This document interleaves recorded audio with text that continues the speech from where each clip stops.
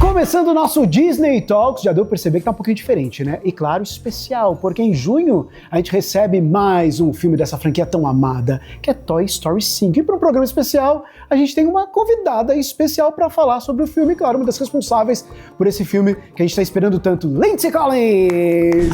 Lindsey, I don't know how many years you already work on Pixar, but it's a lot. It's a lot of years. Yeah. I know. I've been there for, I think, 29 at this 29, almost 30. I almost 30. Almost the as old same as age, Pixar. yeah. I know. I'm still the same age as Toy Story. Along all this career, of course, very successful projects. Yeah, Yeah, a can lot you of them. mention some? I know. Yeah, can you mention some? Well, let's see. I started on A Bug's Life was my first one, and then my first Toy Story was Toy Story 2. And then I also worked on Finding Nemo and Wall-E and Dory and Turning Red. And I worked a little bit on Elio and Win or Lose and Ratatouille and now Toy Story 5. After all these years and with all these very successful projects, how is working on all this pressure? It's a kind of pressure because, you know, for the fans, you know, they are so excited about it, a new movie, and the pressure in terms of, you know, people so excited. On the other hand, people already love it. So I know. How it's working with it? Well, I think it's mostly the pressure. I don't think we ever sit there and go like, well, they already love it, so it'll be fine.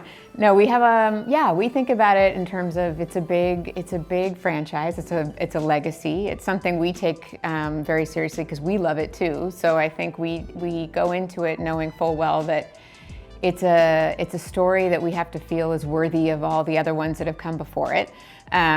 We also know that our internal audience at Pixar is probably the toughest audience for us. They're like, really, we're gonna make another one? So we kind of start by knowing that our first screening, which is our internal screening at Pixar, is probably our toughest screening. And we have to go in and kind of prove that this is a story worth telling.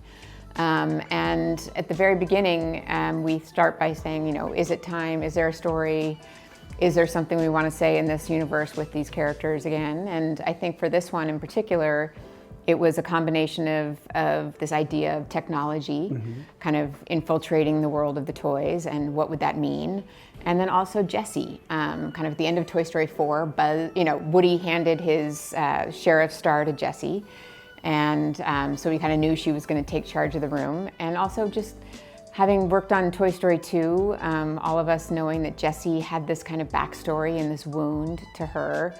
And she was also this character that was kind of unpredictable and she kind of was like, you know, a little unhinged. You never kind of knew what Jessie was going to do. So kind of the combination of her having to deal with this threat of technology had this really interesting kind of promise of a story. And then you throw in 50 Buzz Lightyears. Yeah. Out of the blue, and you're like, okay, there's something there. What's gonna happen? What's gonna happen? What's gonna happen if you put those three things together? The timing of the release of this movie, it's so nice because we have all this discussion about how to introduce technology and when introduce technology for the children. And it's not, of course, a movie for children, but of course for the parents. Yeah. That getting older with Toy Story actually. Yes.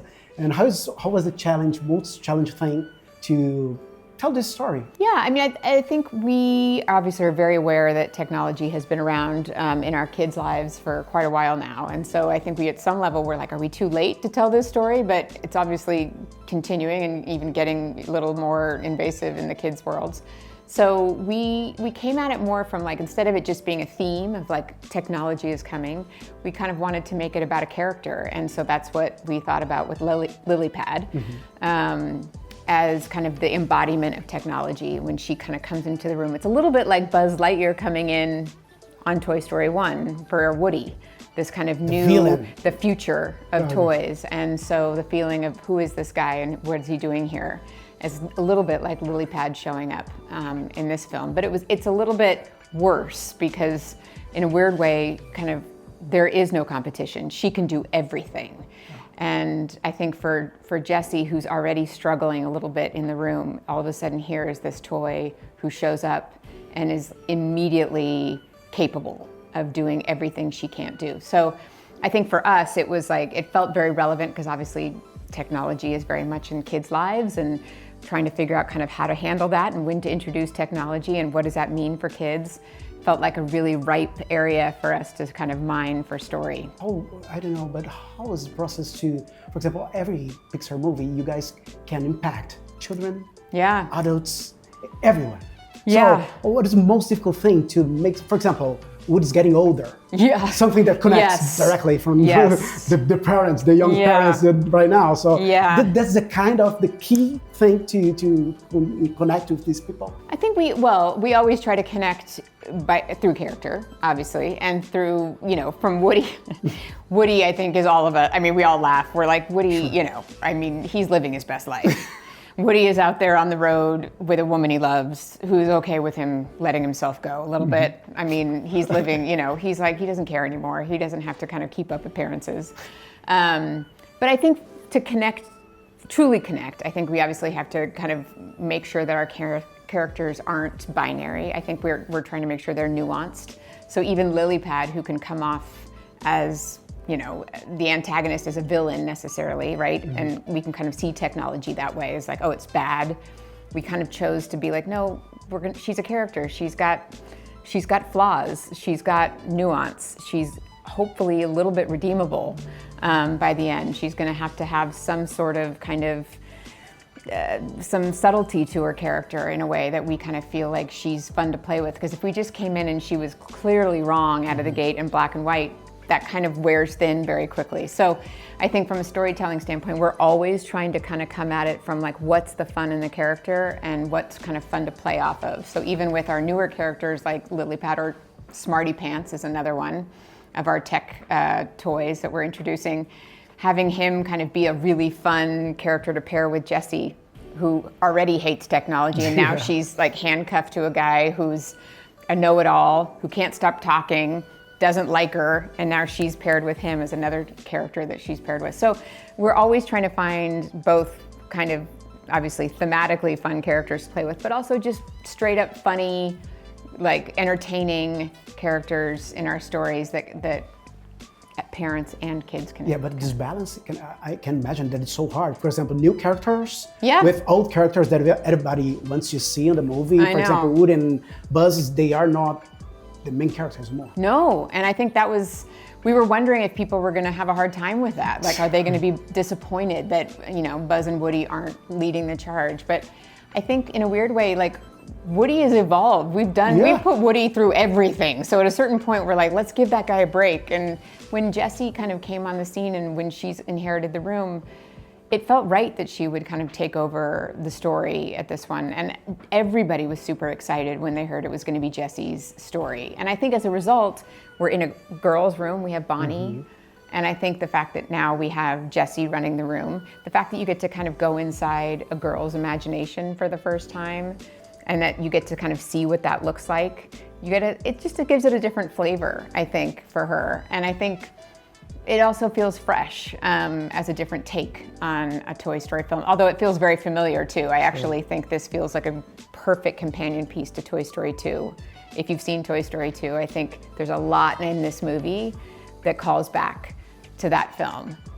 So even though it feels like a very fresh take, because it's obviously Jessie's movie, you still get you get 50 Buzz Lightyears. It's not like you're lacking in Buzz Lightyears in this film. That ambition that you don't know what's going to happen. You're going to find out. For now, yeah. What's the most difficult thing?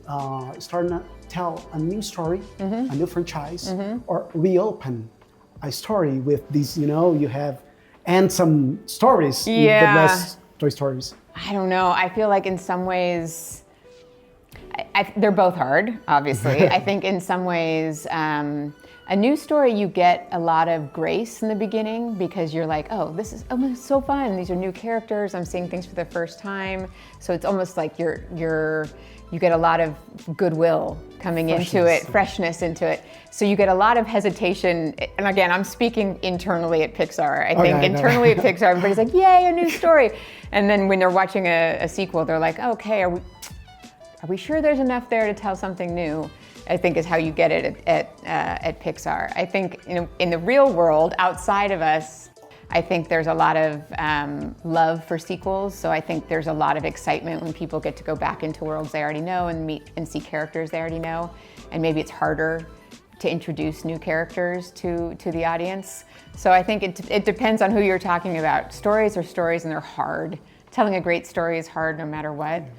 I think there's a lot of excitement around this movie though. I think everybody's really excited for the world to see this one because I think internally at least we're excited that this is a lot of new characters in this film that feel like they're really funny and fresh and that they put our old characters through a really hard time in a really fun way.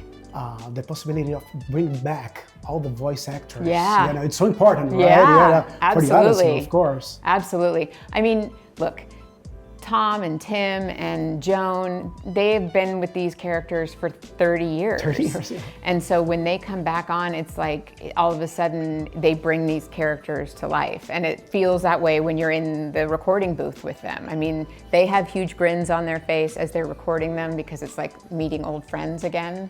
And they just, all of a sudden, they just get into that character instantly. It's like they know them better than anyone. So yeah, it's getting a chance to kind of reunite with people that you haven't seen in a few years. And then the minute you see them on screen, even in test shots, all the animators are like laughing at each other's shots. And they're like, it's like you get to see old friends again. So it's just a joy to get back in with these characters. Along all these years, when you realized that you were just creating movies, because Pixar creating memories, creating all this connection with audience.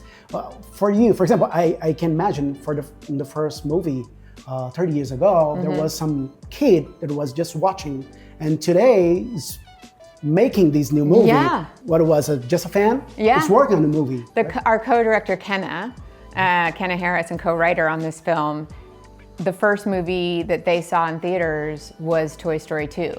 And so the fact that they're now co-writing and co-directing Toy Story 5 is crazy. I mean, they would draw, Jessie every day. Like Jessie was their favorite character ever. So it's this very surreal moment that now some of these, people who are working at Pixar and making these movies started off as like huge fans, and these were movies that kind of shaped their childhood. I don't know, I feel like when we make these movies, you spend so much time making them that when they put them in the world, you kind of, you give them away and then you kind of don't think about the impact. I feel like sometimes it's going through the parks, when you go to Disneyland or Disney World, is when you really feel it. When you see the walk-around characters. Yeah, when you see the walk-around characters or kids holding the dolls or wearing the t-shirts or wearing the little, the hats and stuff, all of a sudden you're like, you feel that, oh my gosh, like these characters are really, really impactful. It's pretty special. I don't know, it's almost overwhelming, kind of. Which features that you can mention in terms of differences between this new one and the other one? I feel like the biggest one is that this one the toys are really worried about their kid. I think the other ones, they've been really worried about themselves. Like, how are we gonna get back to the room? Or there's a moving day, or we're in a daycare, and there's been a lot of peril about kind of themselves. But this one, it's interesting. Their focus is a lot about Bonnie, and they're worried because she can't find a friend. And they're all of a sudden really concerned, and their whole purpose now is kind of around how they're gonna find a friend for her. So it's the first time we've had the cast of characters get really focused on the little kid that they're kind of in charge of. And so the whole kind of premise of the film at the very beginning is that they're all kind of trying to figure out how to get Bonnie a friend. And that's kind of why Lily Pad arrives, is the parents are like, we know how to do it. This is gonna help her find friends. And so it's this instant kind of moment of like, here you have this cast of characters, these toys we know and love, who have been trying so hard to figure out how to get Bonnie to get a friend. And then Lily Pad shows up and she's like, that's why I'm here. I know exactly how to find her a friend. And you have these two competing philosophies right away of how to do it. And then the whole movie really is revolving now around, okay, how are we gonna find Bonnie a friend? And it's the first time I think that the kind of human little girl has played a kind of starring role in what the toys are most worried about. And I think that's a real shift for us in Toy Story. É isso, nosso Disney Talks especial de Toy Story 5 que chega em junho nos cinemas.